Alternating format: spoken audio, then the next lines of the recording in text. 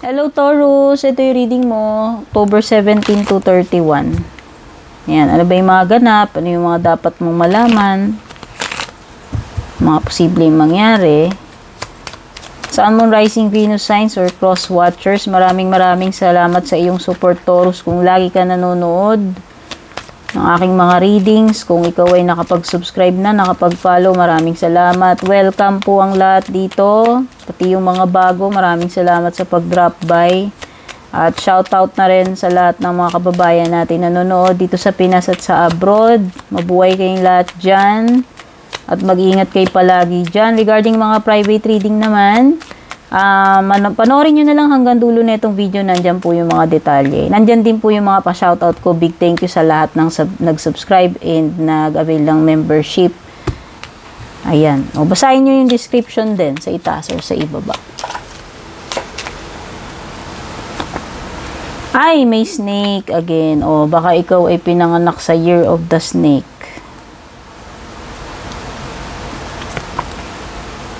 May energy ng importanteng person dito sa buhay mo. Babae man yan o lalaki. Si ano mo yan? Si significant person mo yan, Taurus.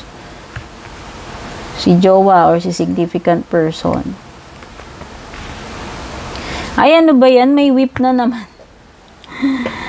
Ano ba to? May snake, may whip. So, dalawa yung challenging card mo.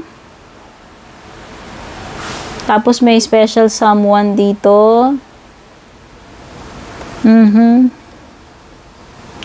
Okay, yung napipil ko dito is some kind of revelation about a betrayal. And ito ay masakit. Masakit na matutuklasan mo yan. Pero at least nalaman mo or malalaman mo, Taurus, na hindi mo ini-expect. Bakit masakit? Bakit ito sobrang sakit? Kasi hindi mo ini-expect na magagawa sa'yo na itong tao na yan yun. Kasi itong tao na ito ay mahalaga sa buhay mo. Sabi ko nga, special someone mo yan. So yan, pwedeng this is a revelation since merong sikretong mabubunyag dito sa book. May ma-uncover ka, may matutuklasan ka dyan. Something na hidden, na ma-reveal. Masisiwalat eh.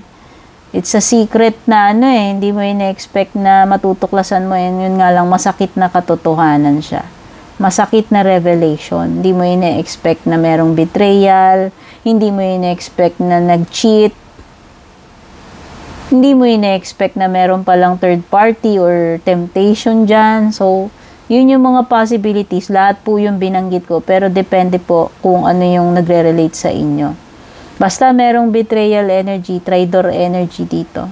And masakit na katotohanan na matutuklasan. And something na maibubunyag, maisisiwalat. Magsished ng kaliwanagan yan dito sa situation mo. Okay? May malalaman at malalaman ka dito. Ang ano nga lang yan is masakit. Okay?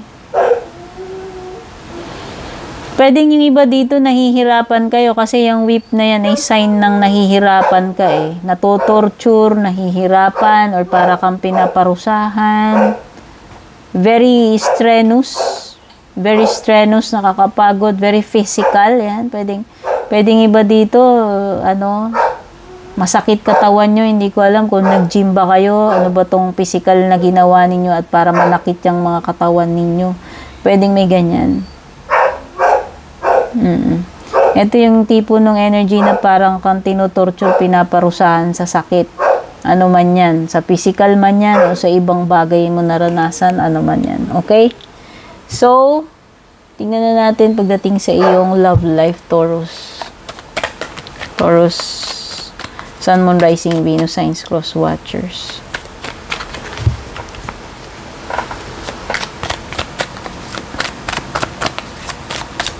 Anong meron sa love life ni Taurus? Itong 17 to 31 October. Ay, aray ko. Okay. Okay.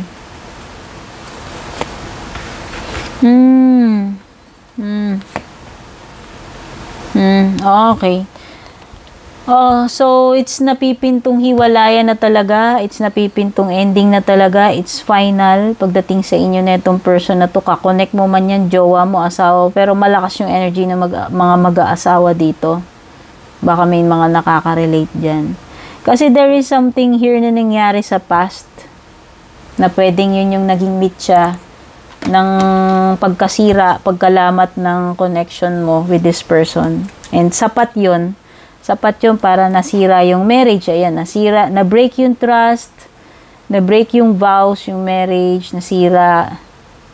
Wala na parang after nung nangyari yung bagay na yun, history na yun, pero parang ang laki ng impact niya, ang laki ng damage niya, na parang hindi na maibalik yung broken pieces nun, yung lamat. Hindi, irreparable na siya I'm so sorry, pero parang irreconcilable na talaga yung mga differences nyo na itong person na to. And ang nakikita ko talaga, it's final. Pwedeng maghiwalay na talaga kayo or literal na may divorce, no? Pwedeng yun na talaga yung process na pupuntahan ninyo. Sayang kasi this is a marriage or samahan na nasira dahil doon sa nangyari sa past. Diba? Meron na kayong malaking wall between you and this person. Kaya parang talagang you feel, it feels different kumbaga kaysa nung dati. Iba na, after nung nangyari to, itong history na to, itong nangyari sa past na to, wala na hindi na siya kagaya nung dati. Hindi na siya maibalik doon sa dati. Ganun yung naging effect nito Oo, kaya kung sino man yung may nagawa rito, na kababalaghan, kasalanan, or pag-cheat, betrayal, yun yung naging mitya ng ending ng marriage or relationship ninyo. Dahil doon hindi na naibalik sa dati. Dahil doon nasira na yung tiwala. Nagkaroon na kayo ng barrier sa isa't isa. Meron andyan yung nandyan yung malaking wall between you and this person. Parang na kayong alien sa isa't isa. Strangers, parang ganun, naging ganun na. Oh, sad to say, Taurus, pero yan yung na-feel ko dito, napipick up ko dito sa connection nyo. Dahil lang sa ginawa sa nakaraan, atraso sa nakaraan, yun yung nakasira sa inyo. Kasi diba, yung lamat lumalaki yan Diba? Halimbawa, nabutas yung damit mo, same with lamat, yung nabutas na damit, eventually, lumalaki rin yung butas na yun. So, yun, parang nakita ko yung, kaya napaka-importante talaga ng loyalty sa relationship. Imagine mo, pag may nagawa ka lang na ganito, potential na threat yun sa inyo Na eventually, minsan hindi natin iniisip na mauuwi sa hiwalayan. Lumalaki yung lamat. Parang ganyan.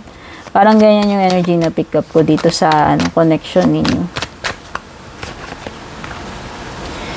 Okay, may Pisces energy dito. Pisces, Sagittarius, Cancer, at saka Leo. Yan.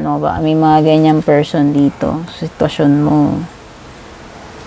So, nakikita ko dito sa Nine of Cups mo, there is something na magta-turn out successfully. Taurus, ako, ano man yung ginagawa mo, for sure, magiging maganda yung outcome. Masisiyahan ka, magiging very happy ka sa results niyang ginagawa mo. For sure, makukuha mo tong goal na yan. Yan. Bago matapos tong month. Oh, it's it's an accomplishment or wish come true for you. So, meron ditong something na tupad na tupad, havey na havey mo na to. Ayan. And magiging very happy ka sa end result niyan or outcome niyan. Kumbaga, parang mission accomplished sa'yo yan.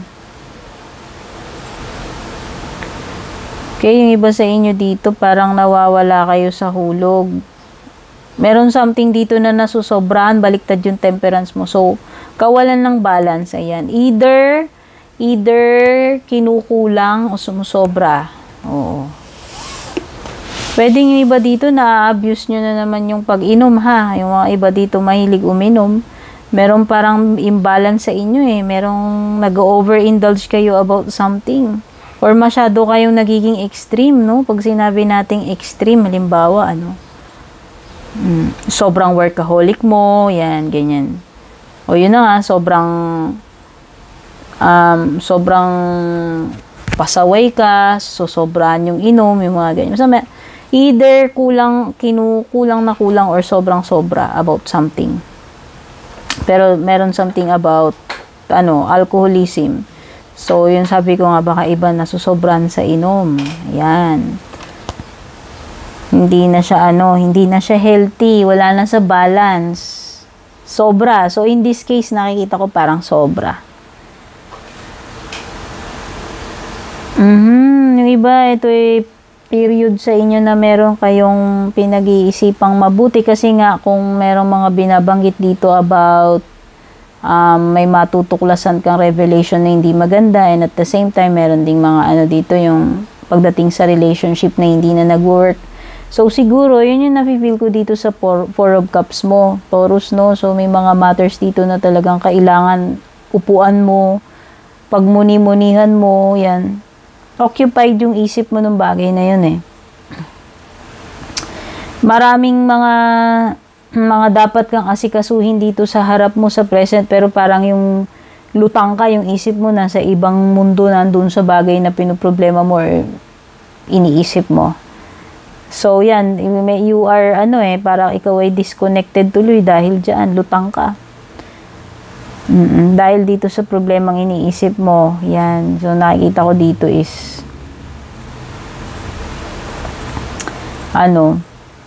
pagiging absent-minded or detached, wala sa hulog, lutang, ayan. So, nakikita ko dito, may tendency talaga magkaroon ng drama, eksena, conflict, or awayan. So, iwasan mo na lang any kind of trouble. It's better to walk away. And yun naman nakita kong energy dito. Pwedeng with Leo person yan, ha? So, sa tingin ko, may magwo-walkout na lang dito instead na patulan. Ayaw ng drama, ayaw na ng away, gulo, diskusyon. So, yan. Para lang wala nang gulo ng trouble, i-avoid na lang, yun yung nakikita ko eh. Either si Leo yung iiwas or ikaw o kung sino man yung mga nakakadil mo dyan, Taurus. Okay?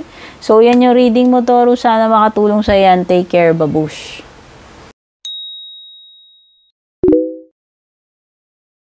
And kung balak nyo pong mag-book or mag-inquire ng personal readings ko, basahin nyo lamang po itong nakasulat sa screen or yung nakalagay sa description. Shoutout at thank you sa ating mga YouTube channel members, Juliet Saito, Vel, Mildred, Julian, Alejandra, Maya 2.6, Michael, Rosel, Belen, Melinda, Jane, Devi, Joy, Gwen, De Luna. Shoutout and thank you rin sa ating mga FB page subscribers, Alicia, Aida, Jovel, May, Ann, Jennifer, Jane, Aida, Aluwap, Emilu, Melinda, Grizel, at ang pinakabago si Shay Santos.